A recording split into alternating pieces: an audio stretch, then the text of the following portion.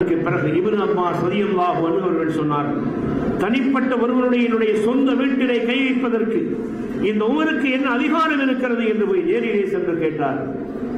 உடனே உமர் கத்தாப் பதறினார். ஆமாம், நியாயமில்லைதான்.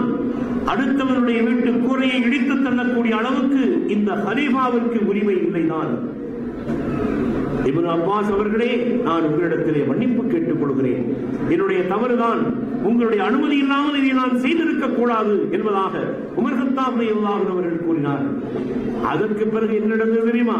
இப்னு அப்பாஸ் ரலியல்லாஹு அன்ஹு அவர்கள் அந்த இடத்தையே அந்த ரசூல் ஸல்லல்லாஹு அலைஹி வஸல்லம் கபருக்கு பக்கத்தில் இருப்பதாக வக்ஃப் செய்து விட்டார்கள். எதற்கு இந்த இடம் தேவையில்லை என்று.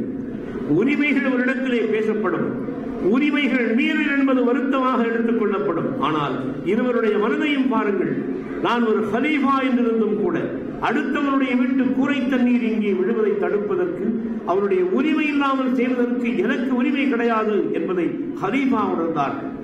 தான் செய்தது தவறுதான் என்பதை உணர்ந்து விட்ட பிறகு இப்னு அப்பாஸ் அவர்கள் அந்த இடமே எனக்கு தேவையில்லை, கோபத்தினால் அல்ல, அந்த தண்ணீர் விழக்கூடிய அளவுக்கு இந்த கூரை எனக்கு தேவையில்லை, நான் வக்ஃப் செய்கிறேன் என்று விட்டுவிட்டார்.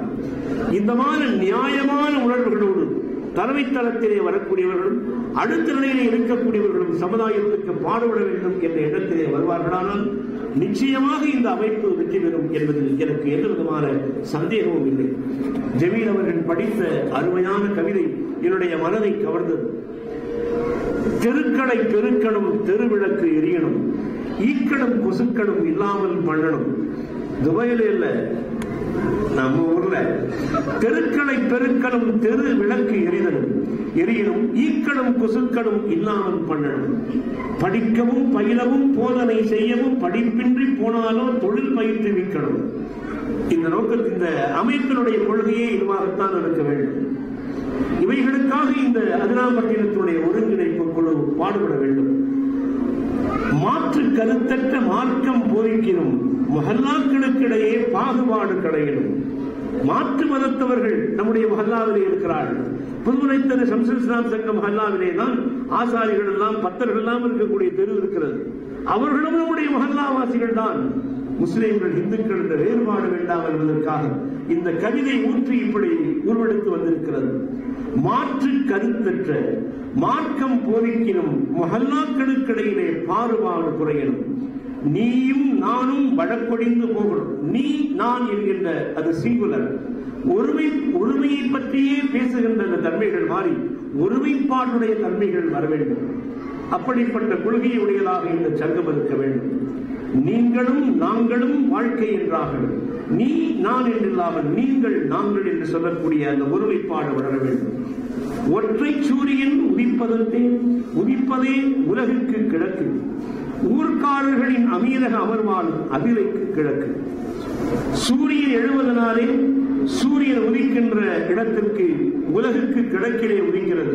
அது கிழக்கு நாடா இருந்தாலும் சரி, மேற்கு நாடாக இருந்தாலும் சரி, மேற்கு நாடுகளில் மேற்கிலே உதிக்கிறது, கிழக்கு நாடுகளில் கிழக்கிலே உதிக்கிறது என்பதல்ல.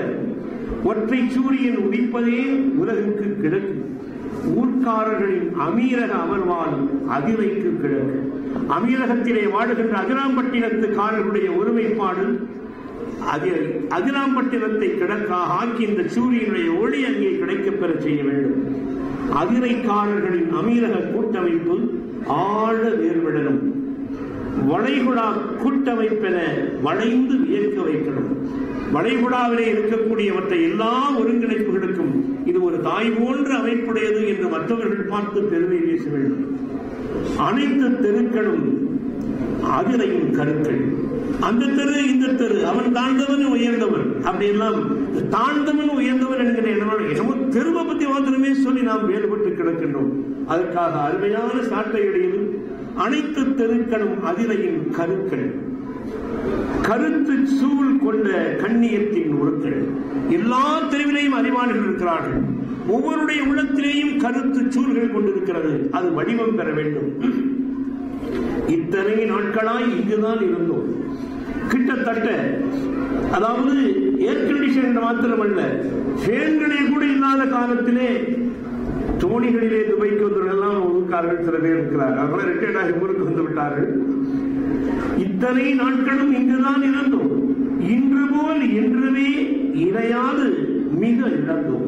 இன்னைக்கு மாதிரி அப்போதான் ஒன்று சேராமல் பல விஷயங்களை நாம் இழந்து விட்டோம். இப்பொழுது நமக்கு நல்ல ஒரு காரியம் கைகூடி வரப்போகிறது. இன்ஷா அல்லாஹ் நம்முடைய எண்ணங்கள் சரியாக இருக்குமானால் இன்னமல் அமாலு பின்னியாத், எண்ணங்களுடைய அடிப்படையிலே நம்முடைய செயல்பாடுகள் அமையப் போகின்றன.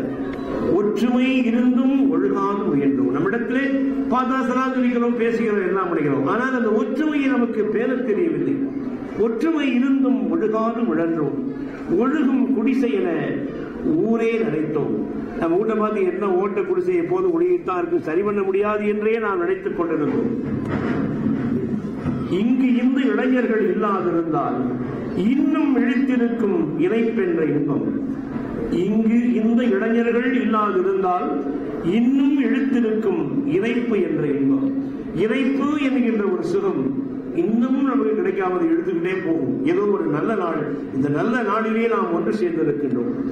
செயல் திட்டம் ஒன்று செதுக்குகின்ற போதிலே சிந்தையில் கொண்டிட சீர்திருத்தங்கள் சில என்று சொல்லி இந்த அருமையான கவிதையை அற்புதமாக படைத்திருக்கிறார் நம்முடைய வீரர். அவருக்கு கபீர் அவர்கள், கபீர் ப்ளீஸ் ஸ்டாண்ட் அப், நான் பார்க்கணும். சபீர் என்னுடைய அரிமா சங்கத்தினுடைய உறுப்பினர். ரொம்ப பெருமையாக இருக்கிறது எனக்கு. இந்த மாதிரி தொழில் செய்யக்கூடிய ஆட்களுக்கு கவிதை எழுதவெல்லாம் எங்கே உங்களுக்கு நேரம் கிடைக்கிறது? இந்த மாதிரி தமிழ் பேராசிரியர் கூட கவிதை எழுதவில்லை. கலாம் காதலுடைய கவிதைகளை பார்த்துவிட்டு நான் பொறாமையாரை புடுங்கி போவேன். என்னடா பிசிக்ஸோ காமர்ஸோ படித்தவர் எழுதிக்கொண்டே போகிறாரே, நமக்கு ஒரு கவிதை வரமாட்டேன் என்கிறது. என்ன அருமையான சிந்தனை! இந்த அற்புதமான சிந்தனைகளுக்கு உருவ கொடுப்பதாக இந்த அதிராம்பட்டினத்தினுடைய ஒருங்கிணைப்பு கூட்டமைப்பும் ஹல்லாக்களுடைய ஒருங்கிணைப்பு கூட்டம் அமைய வேண்டும் என்பது என்னுடைய மிக பெரிய ஆசை. இன்ஷா அல்லாஹ் நிச்சயமாக இது நிறைவேறும். இதனை சந்தேகம் ஒன்றுமில்லை. நாம் கொஞ்சம் காலம் தாமதித்து வந்தாலும் கூட, அதாவது முகமது அலி கிளையை தோற்கடித்து விட்டு ஜோ பிரேசில் சொன்னார், "You are the greatest, but I am the latest." நீங்கள் ரொம்ப பெரிய குத்துச்சண்டை வீரர் தான், ஆனால் நான் லேட்டஸ்டாக உங்களை விட உயர்ந்திருக்கிறேன் என்று சொன்னார். அந்த மாதிரி காலதாமதமாக துவங்கினாலும் கூட துபாயினுடைய வளர்ச்சி எப்படி 100 ஆண்டுகளுக்கு முந்தையதல்லவோ, திடீரென்று அதாவது லேட்டாக துவங்கினாலும் கூட லேட்டஸ்டாக துவங்கி இருக்கிறது. கபீர் என்று என்னுடைய மாணவர் ஒரு இருக்கிறார். சொன்னீங்கன்னா என்ன ஊர்ல சார் வாழ்றீங்க? மேல ரோடு, மேல கடல், கீழே காடு லாரி போகுது, அதுக்கு கீழே ரயில் போகுது.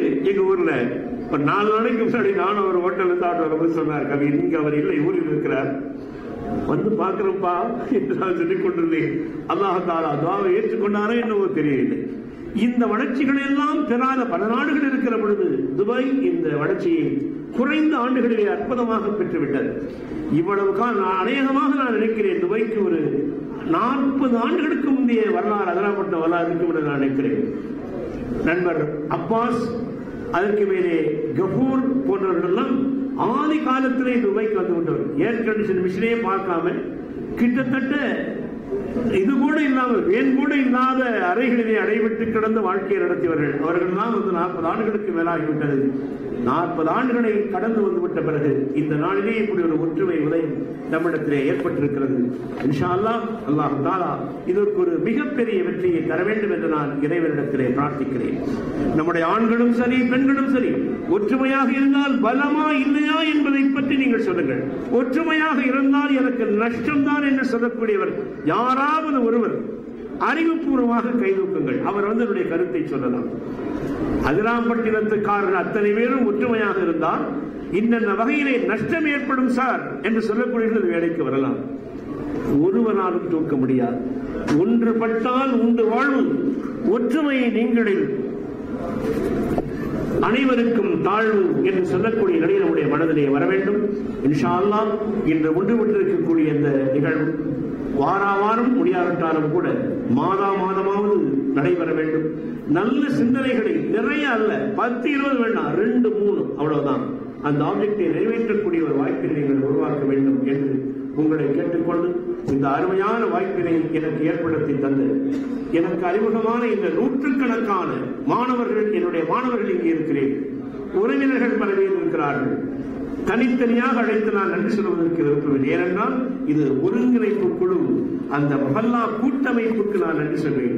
அதிராம்பட்டினத்திலே என்னை இயக்கி 20 மணி நேரத்திலே துபாயிலே இன்று மாலை 6 மணிக்கு முன்னால் கொண்டு வந்து நிறுத்தி எனது அருமை சகோதரர் ஷஹாபுத்தீன் அவர்களுக்கும் என்னுடைய நெஞ்சார்ந்த நன்றியை சொல்லி, இந்த நம்முடைய அமைப்பு வாழ வேண்டும், வளர வேண்டும், சமுதாய பணிகள் பலவற்றை ஆற்ற வேண்டும் என்று பிரார்த்தித்தவனாக இந்த நல்ல வாய்ப்பை எனக்கு நல்கிய எல்லாம் வல்ல அல்லாஹ்வுக்கு நன்றி கூறி, இவ்வளவு நேரம் நான் நிற்பதற்கு, நினைப்பதற்கு, நினைத்ததை சொல்லுவதற்கு அனைத்துக்கும் ஆற்றல் தந்த அல்லாஹ்வுக்கு நன்றி கூறி விடைபெற்றுக் கொள்கிறேன். அஸ்ஸலாமு அலைக்கும் வரஹ்மத்துல்லாஹி வபரகாத்துஹு. அஸ்ஸலாமு அலைக்கும். அஸ்ஸலாமு அலைக்கும். கேட்குதா தம்பி?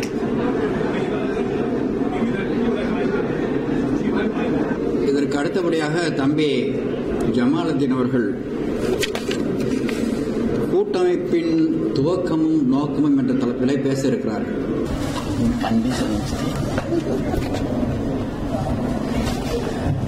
السلام عليكم ورحمة الله وبركاته. الله أكبر الله أكبر الله أكبر. الحمد لله رب العالمين والعاقبة للمتقين والصلاة على محمد خاتم النبيين وعلى جامع الأنبياء والمرسلين برحمكم الله. أعوذ بالله من الشيطان الرجيم. بسم الله الرحمن الرحيم. يا أيها الناس إنا خلقناكم من ذكر وأنثى وجعلناكم شعوبا وقبائل لتعارفوا إن أكرمكم عند الله أتقاكم إن الله عليم خبير. صدق الله العلي العليم. கண்ணியத்திற்குரிய எல்லாம் அல்ல நான் பிறந்து வாழ்ந்து எனக்கு அட்ரஸ் தந்து கொண்டிருக்கும் அதிரை சொந்தங்களே, கண்ணியத்திற்குரியவர்களே, நீண்ட நாள் கனவு இன்று நிறைவேறி இருக்கிறது. இந்த கனவு நிறைவேறுவதற்கு காரணமாக இருந்தவர்களை நான் இங்கே குறிப்பிட வேண்டிய கட்டாயத்தில் இருக்கின்றேன். காரணம், சில சகோதரர்கள் ரமலான் மாதத்தில் பைத்துல் மாலுக்கு என்று அவர்கள் செய்யும் சேவைகளுக்கு நன்கொடை வசூலிப்பதற்காக நமது ஊரை சேர்ந்த அத்தனை முஹல்லா ரூம் சகோதரர்களை சந்தித்து வசூலிக்க சென்ற நேரத்தில், அப்படி இன்று இந்த புரோகிராமுக்கு தலைவராக இருக்கக்கூடிய சகோதரர் தமீம் ரூமுக்கும் சென்றார். சென்ற நேரத்தில் அந்த ரூமில் இருக்கக்கூடிய சகோதரர்கள், கடந்த வருடமும் நீங்கள் தான் பைத்துல் மால் சார்பாக வந்தீர்கள், இந்த வருடமும் நீங்கள் தான் வருகிறீர்கள், பைத்துல் மால் என்பது அதிராம்பட்டினத்திற்கு பொதுவான அமைப்பு, வேற முஹல்லா சகோதரர்கள் எல்லாம் இதில் பங்கேற்கவில்லையா என்று கேட்கின்றார். அப்போது வந்த பொறுப்பாளர்கள் சொன்னார்கள், எல்லோரும் உறுப்பினர்களாக இருக்கிறார்கள், ஆனால் ஆர்வத்தோடு எங்களோடு வந்து இப்போது இணைந்து செயல்படவில்லை, ஆனால் கூப்பிட்டால் வருவார்கள் என்று தகவலை அவர்களுக்கு சொல்லியிருக்கிறார்கள். இதோடு நின்று விடாமல் இந்த ரூமில் இருக்கக்கூடிய சகோதரர்கள், சகோதரர் ஏர்லிங் தமீம், சகோதரர் சபீக், சகோதரர் இன்சூரன்ஸ் தமீம், சகோதரர் கலாம், சகோதரர் ஹக், சகோதரர் இப்ராஹிம், சகோதரர் வஹாப், சகோதரர் அப்துல் ஹமீத், சகோதரர் ரியாஸ், சகோதரர் தாஜுதீன், சகோதரர் உமர், சகோதரர் ஃபிர்தோஸ், இவர்களுக்கு ஊக்கமாக சகோதரர் விடி அஜ்மல் கான், சகோதரர் தரகத்தெருவை சேர்ந்த தாவூதாக்கா ஆகியோர் இந்த விதையை நாம் விதைக்க வேண்டும் என்றால் பெருநாள் அன்று நம் ஊர் சகோதரர்கள் அனைவரையும் ஒரு இடத்தில் இணைத்தே தீர வேண்டும் என்ற முயற்சியில் அவர்கள் எத்தனித்தார்கள். அந்த முயற்சியும் அல்லாஹ்வின் பேரருளால் இனிதே நடந்தேறியது. அதோடு நின்று விடாமல் பெருநாள் நிகழ்ச்சியில் கலந்து கொண்ட சகோதரர்கள் அனைவரும் ஊக்கமளித்து, இதோடு நிறுத்தி விடாதீர்கள், ஒரு நல்ல காரியம் நடந்திருக்கிறது, இதை இதோடு விட்டு விடாதீர்கள், அனைத்து முஹல்லாவையும் இணையுங்கள், நாம் இணைந்து செயலாற்ற வேண்டும் என்று ஊக்கமளித்ததின் பேரில் கடந்த ஆகஸ்ட் மாதம் 8ஆம் தேதி நமக்கு தெரிந்த சகோதரர்களை, அனைத்து முஹல்லாக்களிலும் உள்ள சகோதரர்களை அழைத்த மாத்திரத்திலேயே, அழைத்ததுக்கு எந்தவித மறுப்பும் தெரிவிக்காமல், ஒரு குறிப்பிட்ட சகோதரர்களை தான் யாரெல்லாம் ஆக்டிவா இருக்கிறாங்களோ ஒவ்வொரு முஹல்லாவிலையும் அழைத்த மாத்திரத்தில் எந்த தயக்கமும் காட்டாமல் வந்து கலந்து கொண்டு ஒரு முடிவு எடுத்தோம். கடந்த 8ஆம் தேதி செப்டம்பர் மாதம் ஒரு முடிவு எடுத்தோம். இந்த அமைப்பு உருவாக வேண்டும் என்றால் அதற்கு என்னென்ன தடையாக இருக்கு